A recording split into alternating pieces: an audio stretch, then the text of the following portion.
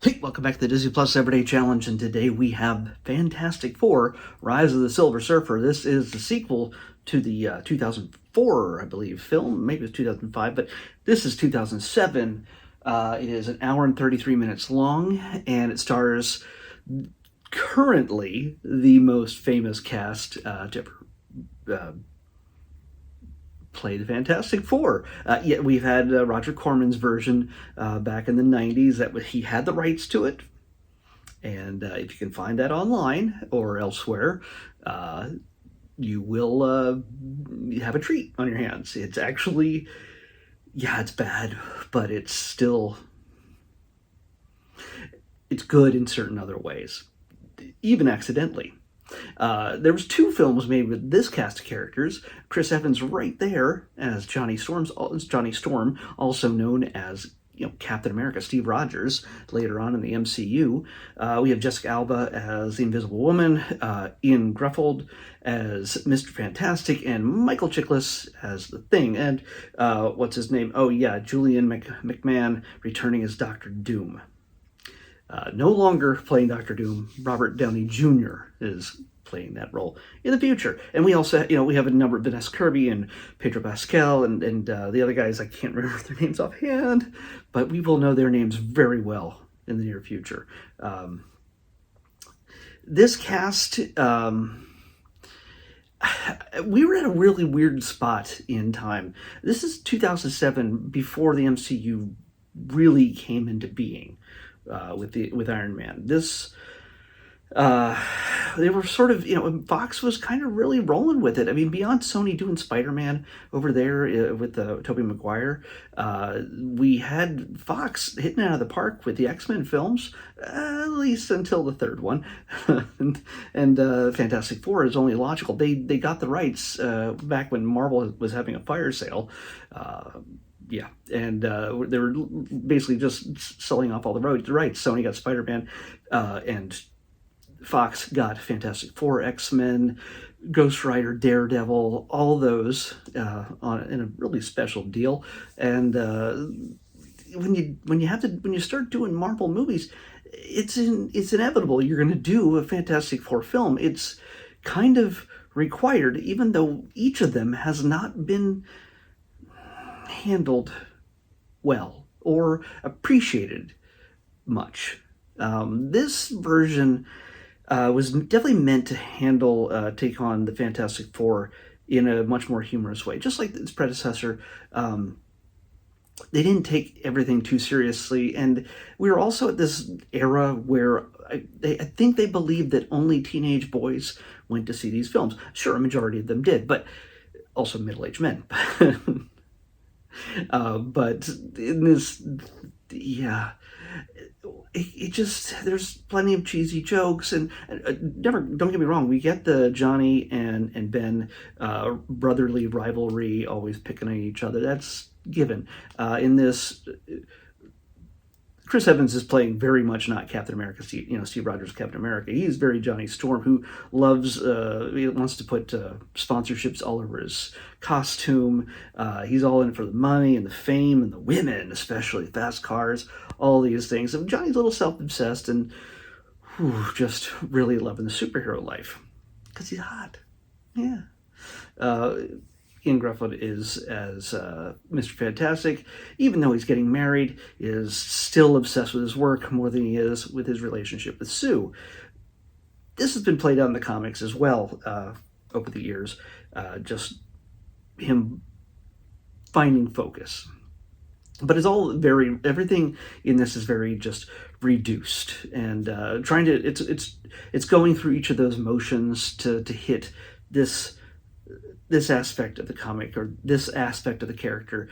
It's what Fox has done actually in the later kind of reboot of X-Men films with James McAvoy and his X-Team. After a while, they started just making films that was meant to play out scenes that people know from the comics, and bring in characters to play out those scenes rather than making a cohesive movie, one that makes you care about the characters and not just mimic what has already been written in the comics. And we get a lot of that in this. We have Silver Surfer coming to Earth, and he's the Herald of Galactus, which we do see Galactus in this film. Yes, by the way, I'm spoiling a lot of things. Just so you know, it's the way it is. It's not going to matter too much longer, I don't think. But he comes to Earth. He's a Herald of Galactus. He is, by the way, played by Doug Jones. Body, lean, tall, thin, and silvery. And Doug Jones, yeah, he's perfect physically for this role. And you get Lawrence Fishburne as his voice, yeah. Morpheus, yeah. So we get that kind of. It won't be the last time, by the way, that Lawrence Fishburne shows up in the Marvel Cinematic Universe. Eventually, he plays Bill Foster, Giant Man, at one point. So we get Reed and Sue dealing with their wedding they're making their fourth attempt at trying to have their wedding with all the celebrity and the chaos, and the superheroics always getting in the way. That's actually a reasonable storyline to say, yeah, what is your focus? What is important to you? If you have these powers and this responsibility, what do? What's most important to you? Each other? The world? And it's not an easy answer. But a lot of it's just played off for humor. The bachelor party sequence where they get Reed to go to the club, and Ben and Johnny just sort of sit back as Reed makes an absolute fool of himself, doing stretchy things while dancing on the dance floor. And of course, Sue gets caught. She shows up with Andre Braugher, who plays a general, which I forgot he was in this film completely. The late great Andre Braugher is in this, and yeah, it was great to see his face again. I only really got to really appreciate him as an actor once he was on Brooklyn Nine-Nine, and just being funny and just being stoic but funny. It was fantastic to see him. He doesn't have a huge role in this, but it's an important one. So we get all these conflicts, and we get the imminent arrival of the Silver Surfer, which is causing havoc throughout the world as he scans the planet to prepare it for Galactus, who is going to eat that planet and just kill all of us. Galactus in this, by the way, is represented by a sort of a hazy cloud of sort of cosmic nanites kind of thing, but bigger, obviously. This is borrowed from, I believe, the Ultimate Fantastic Four comic, where they try to make things a little bit less superhero-y and more real-world-like, in a sense that an audience might be able to appreciate it. Because you gotta understand, when Galactus was created, they were just going off on some really wild stuff. Kirby created that big head gear kind of thing on Galactus. The color scheme, which is the magenta and the blue and all that stuff. All that stuff was full on like Kirby at his greatest. Well, maybe it depends on who you talk to, but I've always loved the look and design of Galactus. But can you put that in a film and people not go, what is that weird? What is that weird? He's supposed to be scary? I understand that, but we were still at this time prior to the MCU where the studios were like, you know what? The X-Men show up in a movie. They have very colorful costumes. It's just, I don't know if people will buy that. Let's put them all in black leather. And that's what we get in the X-Men films. And half the time, Wolverine won't put on the costume. He'll just look cool in a jacket and a motorcycle and jeans.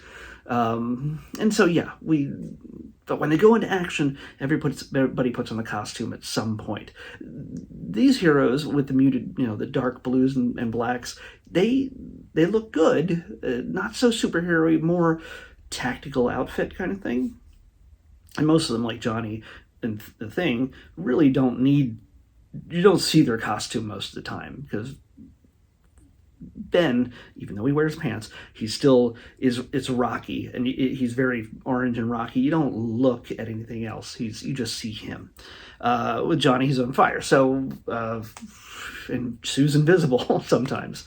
It's, the costumes weren't so important. Silver Surfer, of course, had to be silver, and Galactus could be a cloud, a space cloud. Now, the scene, one of the biggest final battle scene, when Surfer faces off with Galactus to save the Earth, just by doing no, and then using power to push back a force of nature like Galactus, as a comic book nerd, that just didn't seem to have any weight to it, to me. I just, why couldn't he have done that before? But I guess since Sue reminded him of Shalabal, his wife or girlfriend, I don't know who she is to him in the movie. In the comics, the person who changes the Surfer's mind is Alicia Masters, and she's played by Kerry Washington, by the way. I keep forgetting that Kerry Washington was in Marvel films way back when, in 2007 and 2004. So yeah, she plays blind sculptor Alicia Masters, girlfriend of the Thing, because love is blind. Yeah, thanks, Stan. So we get this, in this sense, in order for Jessica Alba to do something other than get angry at Reed for having a bachelor party, and also other than the writers finding a way to get her naked again, why? I understand why. I understand you want a woman as beautiful as Jessica Alba to be naked or in front of you at some point. It's in a lot of people's mental dreams about that kind of stuff. Just saying. But it just seems so childish and immature. Like the last movie, it's like, I'm on a bridge and I forgot I'm using my powers, and then I had to tear my clothes off in order to use my powers because I didn't have a stable molecule costume. And no. And that's funny, I guess.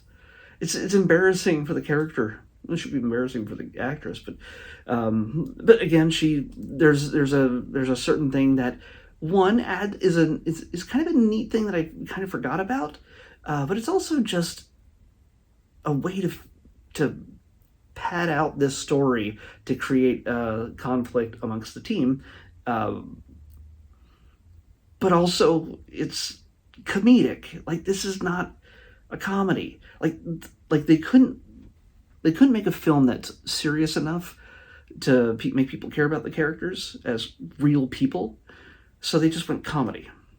Whereas that Fantastic Four film that was done by Josh Trank, they went no funny and only dark and serious. Like, it's night and day between the two of these. Hopefully in this new Fantastic Four First Steps coming out later this year, hopefully we'll get something that's somewhere in the middle. I do not doubt there's plenty of humor in it, and the Thing looks fantastic. Not that Chicky didn't, not that Michael Chiklis didn't. By the way, I do love each of the actors in this. When you have, even though you don't really get to see Doug much other than his shape in Fantastic as Silver Surfer, you got Ian Griffield, who I knew the least amount about when I saw him in these films, but he's a good Reed Richards.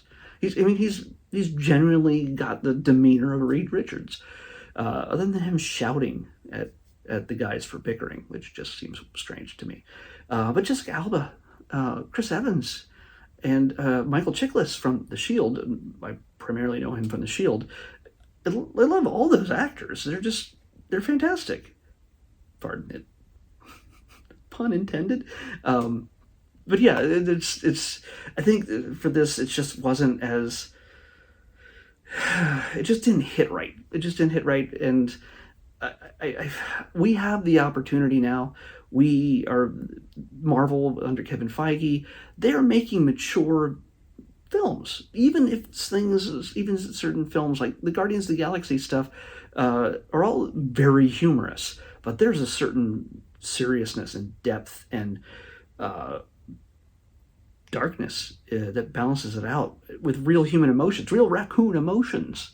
That's what the third one was all about. It was all about a raccoon coming to terms with his own life. It's you can do that now. It was just frustrating to me that James Gunn could make a movie about a talking raccoon and a talking tree, but we couldn't, over at DC, get a solid modern superhero film since Chris Reeve. Not that the others were bad. Not that they were bad Supermen. They were great Supermen, but nothing that compelled us. And then we couldn't get a Fantastic Four film with characters that are compelling in stories that are smart and funny and about family. That's what the Fantastic Four is all about. It's about family. And the sacrifices and the challenges you have as a family working together, trying not to work against each other in order to do what's right for each other in the world. That's the Fantastic Four. It's the four elements coming together to create a whole: water, fire, earth, and air. Yeah. There's so many elements to play with in this, and I'm hoping the future film that comes out does that. This, while it is great eye candy at times, some of the CG has dated pretty badly. Other stuff is actually really good. The fight sequences are pretty good, and of course Doom has to show up. Nothing against Julian McMahon, yeah.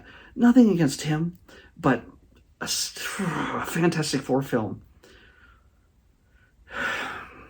I'm sick of them just using Doom as just another villain.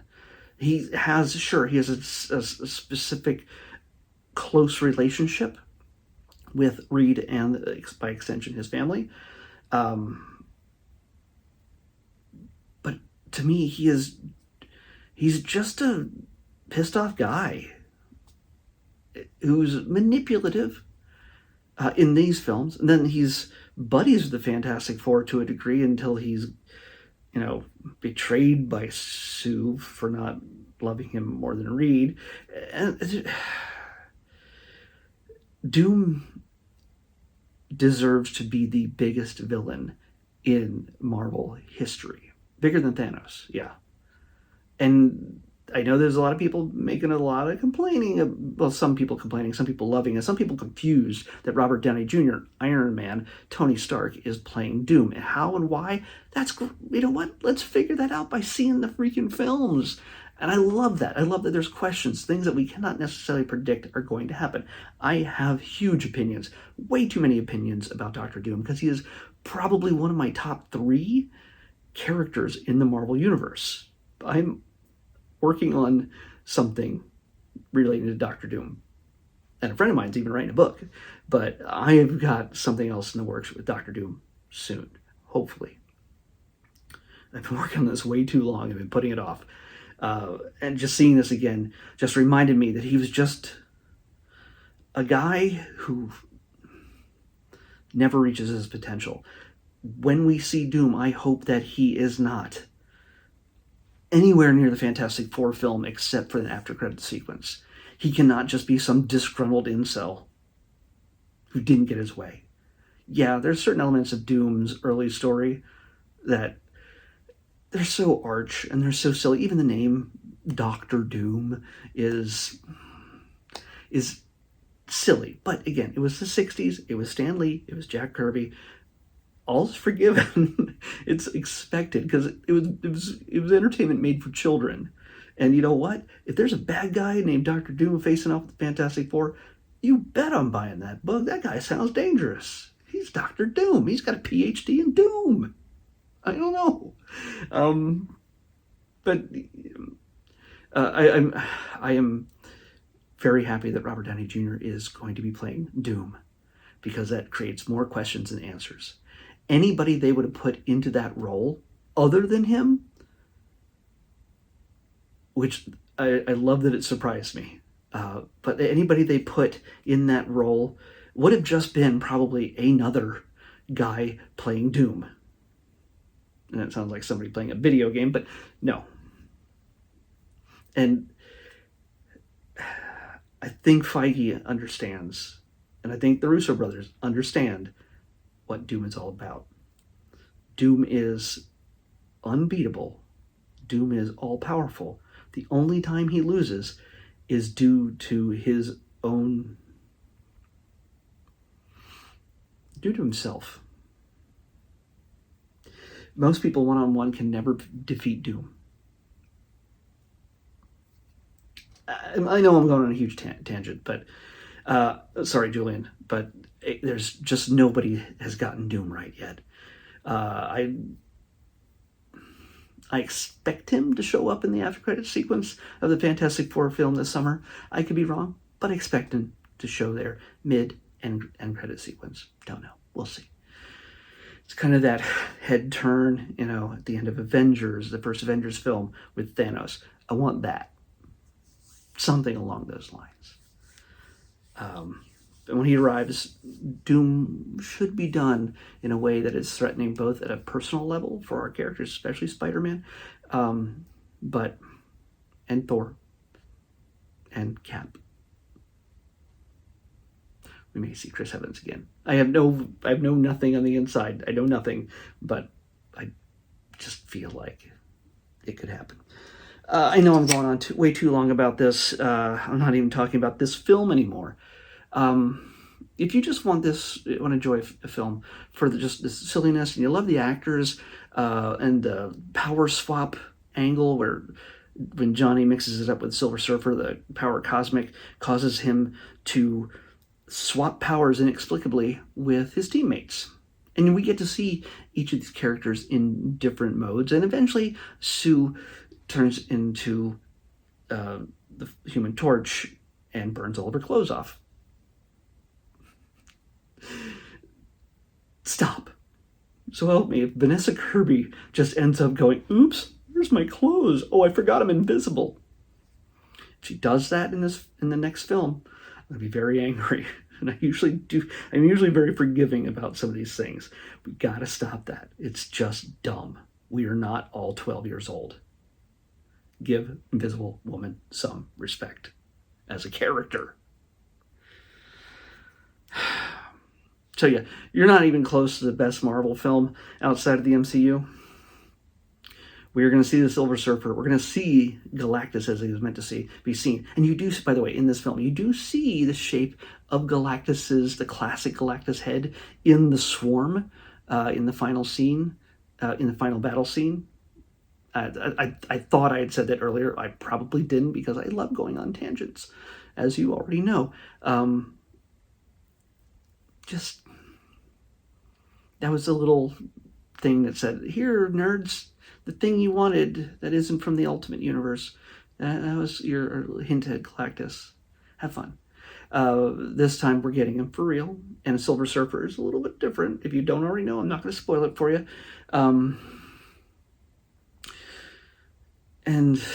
But this is, to me, is just going through the motions, going, okay, we got the Fantastic Four annual and the wedding, the Reed and Sue get married. We got that checked off. We got somewhat of a Super Skrull situation, but it's not a Skrull because it's Johnny just taking on all the powers at once. Kind of cool. And it makes for a good battle. Doom stealing the Silver Surfer's powers, which is fully in character and has been done in the past, which makes sense. Most people just don't know what to do with Doom. That's my thing. I'm just saying, stop making Fantastic Four films that keep him as a low-level character. Every time you see Doom from now on, you should be scared to death of what's going to happen next, because he works 20, 30, 50 steps ahead of everybody else, even the smartest man in the world. So, just saying. Robert Downey Jr. should be perfect. Because if he ever shows his face, that's going to just knock everybody off their feet. I'm talking about the characters and the audience. All right, I'll stop talking about it. Let's pick tomorrow's episode. 72. Yeah, I could talk about Doom forever. Oh, God. All right, there are no less than 4 things on Disney Plus relating to this couple, these 2 people. And I don't care about them. Nothing that there's anything wrong with them. I just don't care. I just don't care about seeing documentaries about them. I don't care to see dramatizations about them. I'm not into the whole gossip rag kind of stuff. I'm sure they're wonderful people. I do not doubt that. But I'm going to watch it because it's on here. But there's 4 different ones. This is our first one out of the 4. 3 documentaries and 1 drama. 72 is Harry and Meghan becoming royal. Yeah, no offense to the Brits out there, but